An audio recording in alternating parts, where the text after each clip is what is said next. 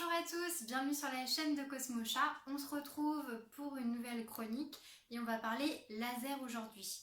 Alors on utilise beaucoup le laser pour jouer avec nos chats et pourtant c'est un des jeux les moins bons pour notre chat et je vais vous expliquer pourquoi tout de suite. Alors il y a plusieurs choses. Déjà le laser ça va renvoyer un reflet de lumière. Ce reflet de lumière il est abstrait et le chat ne fait pas la différence entre concret et abstrait, ce qui va donc poser des problématiques. Donc le chat en plus va courir après quelque chose qu'il ne pourra jamais attraper et il va se dire ok je suis trop nul en fait, j'arrive pas à attraper ce truc là, ça génère des tensions, ça me génère de la frustration et ça me fait un peu perdre confiance en mes qualités de chasseur.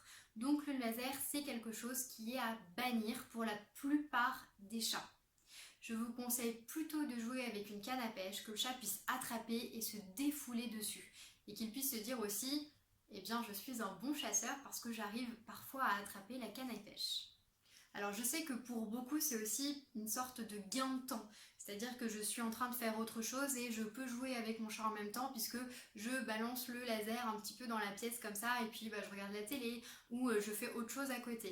Alors si vous avez une problématique au niveau du temps et que vous vous dites je pourrais pas clairement tous les jours jouer avec une canne à pêche avec mon chat, et bien à ce moment-là, dirigez-vous vers les jeux électroniques comme les Cats Miaou, les Cat Fishing, les Magnetic Mouse, enfin voilà, plein de jeux magnétiques, électroniques pardon, qui marchent avec des piles et qui peuvent vous remplacer de temps en temps quand vous n'avez pas le temps de jouer avec votre chat.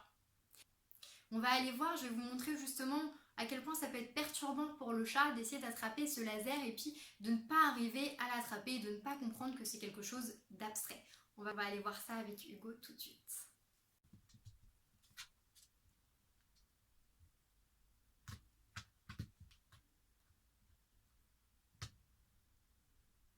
Et au lieu de décharger ces tensions en jouant avec le laser, je vais plutôt en accumuler parce que il va être frustré au bout d'un moment de ne pas pouvoir attraper ce poisson et on voit au niveau de la queue que ça commence un petit peu à l'agacer quoi.